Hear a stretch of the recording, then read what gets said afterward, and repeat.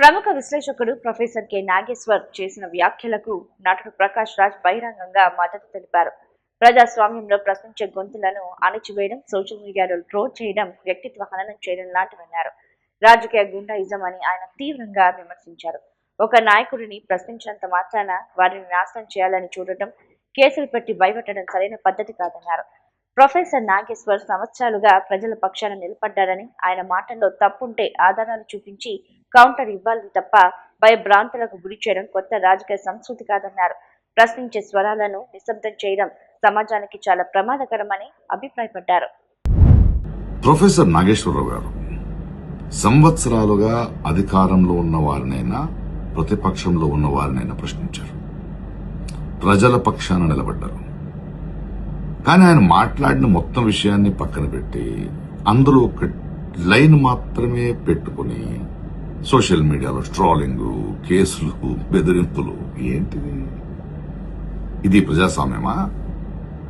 లేక మా నాయకుడిని ప్రశ్నిస్తే నాశనం చేస్తాను అనే రాజకీయ గుండాయిజమా?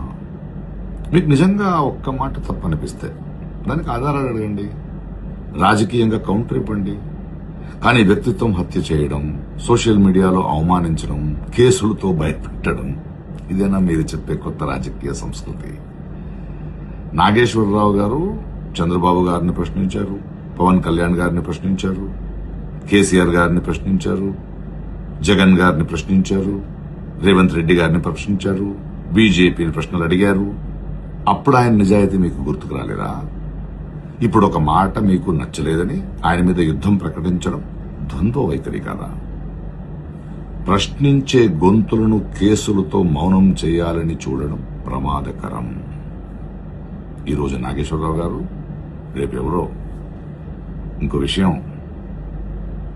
ప్రస్తుత రాజకీయ పరిస్థితిలో ఏ పార్టీ ఎవరితో పొత్తు పెట్టుకున్నారు, ఎవరు పట్టులో ఉన్నారని అందరికీ అన్నీ తెలుసు.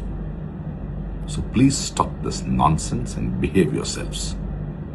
నాగేశ్వరరావు గారు, మీ అండగా మేమున్నాం. Keep up the good work.